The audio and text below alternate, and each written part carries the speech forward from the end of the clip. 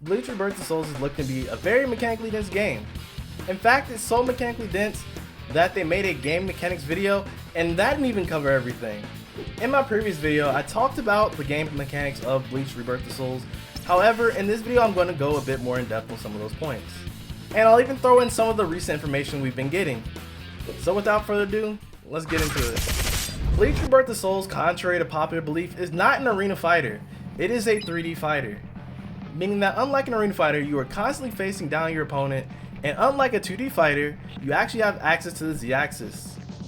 However, unlike most 3D fighters, this game is doing something a bit different. So the first thing you'll notice is that the camera is actually pulled back at the round start, and as it gets closer, it gets closer to both people. Now, I don't think most people actually think about it, but this has actually happened in multiple other 3D traditional fighting games. And what this does is it allows the match to have a bit more tension than what it would have had before. Even a few more popular fighters have started adding dynamic camera angles to make their fights look a bit more interesting. Another thing that Bleach is doing differently than most 3D fighters is they are approaching it with a little bit more leniency than what something like a Tekken or a Soul Calibur would have. This means allowing for one button combos that allow you to automatically seek the opponent with no real autocorrect that you have to do. Another really cool thing that it's doing is it's messing with elevations in a way that you haven't really seen before. In fact, you don't even get to interact with how high or how low you are. In fact, it's just another way of translating your positioning from your opponent. You're still moving the exact same way. There is no going up or down manually like some other games that we know. But this game is also allowing the game to retain certain systems such as the sidestepping and backdashing that would be in another 3D fighter. And they all still carry a very strong sense of risk and reward. When you backdash, you can avoid a hit from an opponent, or you can get punished. When you sidestep, there's a risk and a reward. When you guard, you can block or get guard broken. It's not one of those games where movement is without consequence. Okay, I'll leave Sparking Zero alone now, I promise. It's truly a very beautiful system because while you can mash and get a very flashy combo that's an easy go-to, there's also some depth that we've unveiled very recently as well, where you can mix and match some buttons. And speaking of buttons, they give us 3 main buttons that you'll end up using, which is also on par with a lot of 3D fighters.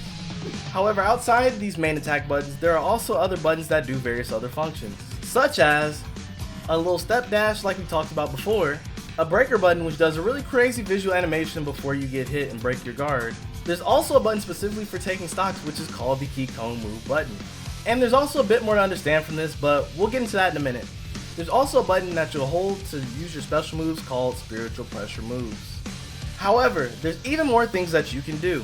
A while back while Tokyo Game Show was happening, a YouTuber called Real Quinn Jr. actually showed us what the button config looked like. And below your regular configuration buttons, there's 2 specific settings that I want to talk about. The first one is the unpair your spiritual trigger button, which I'll assume what this does is instead of you having to hold the trigger to use your spiritual pressure moves, you can set it to 2 buttons instead. So it's like kind of a compound macro type situation. My Gundam folk, you know what I mean. Tekken people, you kind of know what I mean a little bit. Something like that. And I'm assuming these binds will probably just be the basic face buttons, so you could probably do like a triangle circle or a square triangle type beat, and nothing too crazy with that. However, the next one has me of 2 minds, and that one is the change D-pad functions setting.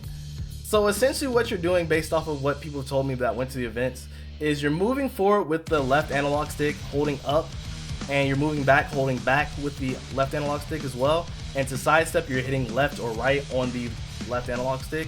However, remember this is a 3D fighting game, so how cool would it be if you could flip those controls? So if you were on the left side of the screen, you're moving left and right and then up and down for sidestepping. Or they could also change it so that instead of using the left analog stick to move, like most people in fighting games are used to, you can use the D-pad to control your character. Both would be cool. I would rather have the first one, but like I said, both would be cool. And in my brain, what this would do is this could make arcade sticks a viable way to play the game. And you know I'm hyped for that. Rebirth of Souls is a fighting game player's fighting game. And I'm not just talking FGC. However, did you know that is going to make an appearance at KGP, which is one of the premier Japanese majors that they have games that are not normally your main games as the main game. And Bleach Rebirth of Souls is one of them. We don't have the rule set yet, they'll drop it on the 30th, but it's looking promising if they've already committed to putting it in their lineup. I know a lot of us are very competitive and we want to see this thing grow a little bit bigger than just being a game. And I think there's a bit of room for that, especially when we have places like Frosty Fausting that still host JoJo's All-Star Battle to this day, and they don't give up on the other games that are not the main game, so we could still have a place for that game as well. Although something new has happened since me starting this script. There's been a bit of discourse between the anime fighting game community and the hardcore traditional fighting game community, and the traditional fighting game community thinks this game looks just like Storm and Sparking Zero. And honestly, I don't think this is true. So to break it down, I'll break it down in two different parts: the offense side and the defensive side. For the offensive side, I see a lot of people talking about how this game does not have complex strings where you have highs and lows and things like that to worry about on defense. So it's not a traditional 3D fighting game. Now note I use the word string because this game does have combos and some actually pretty complex ones from what I've been seeing. In fact, they found some way to justify putting combo trials in the game. So to say, there is combos, but what this game has in terms of strings is I think is going to be a lot more about strike and throw and sidestepping around your opponent and things like that to get the advantage. This game does have 360 blocking, so you just hold the block button and you'll block. However, like I said, breakers beat that. And usually a lot of breakers from what I was seeing, you can actually combo beyond them, so it's gonna be really lit. And in my brain, it's a lot closer to something like a burst limit, even like down to the angles. The angles is very burst limit like, and that's something that I think can't be overstated. And something to note is that in Arena Fighters, there's an easier way to run away. In this game, you're engaged, so a lot of times you can't just run away. You have to backdash, try to get out there. Most times people will chase you down really quickly because going forward is usually faster than going backwards. Imagine having to fight Kaname with his Bankai if you were not locked onto the opponent at all times. It would be crazy. And as for defense, one of the biggest differences between I think an Arena Fighter and this game's playstyle is that there's not a lot of strong get off me options. Like you either have the burst, which is like a once in a few times move, and you have blocking. Those are the two things you can really do besides sidestepping, and all of these come with risks. And I think that in essence is what kind of bothers me about Arena Fighters, that a lot of times you have like seconds to do something before they get their resource back to get out of your combo to continue doing what they're going to do. I know in Dragon Ball Sparking Zero you have like the perfect block, you have the vanish, you have the perception. There's a million things that the defense can do to stop your offense. In this game, not so much. You have to play the game correctly.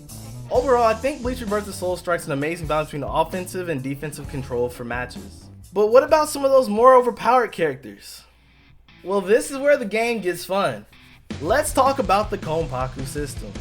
The Konpaku system is basically the set number of stocks that you have for your character. It's not quite like Smash because you don't have control over the number, and most characters start off with 9 Konpaku stocks. I say most because some characters start with less and some characters can gain even more. And some people can even lose Konpaku stocks for specific moves.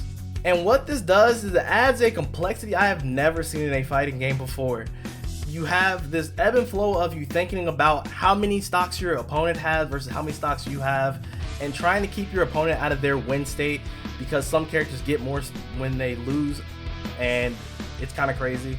Essentially, you're just trying to keep them out of a favorable position, like a fighting game. But this is where your awakening and Kikon moves matter the most. Your Kikon move is what takes the stock, however your transformation allows you to take more stocks. Some characters even have specific state changes from specific conditions that let them take more than what they would usually take. And all the while you're in a mind game to make sure your opponent doesn't get all their cool stuff off. But there's more. Something that goes completely understated is that you can use Kikon moves at any time. But why? It's because you can KO your opponent at any time under 30%. And what that means is anytime your opponent's health gets to 30%, their life bar goes red, and you can attack them with this now or never move and then take some lives from them. However, if they go to 0 and you hit them with a Kikon move, they take 1 point extra. And even further beyond this, you can take a stock when they have lost no life. But we've only seen this occasion once. And here's the occasion. However, if you're above 30%, all you gotta do is hold the guard button and it won't happen. They won't take your stock, but below that, they will still take your stock. So, and while that won't happen a lot, I could see a few French instances where it happens and it changes the entire match. With Bleach Rebirth of Souls, we are in for one of the most hype fighting games I've seen in a long while. All I ask is that no matter which side you follow in that, I hope you embrace some of the ideas that I presented here in this video, and I'll be back to you guys with more. And when you think of all the games that inspired this game that came before it, there's a lot of hidden gems that a lot of people don't mention, but I do in this video, so check it out. Anyways, this has been your boy Zeta. Until next, everybody, stay healthy, stay happy, stay groovy. Love each and every one of y'all. We out of here. Peace.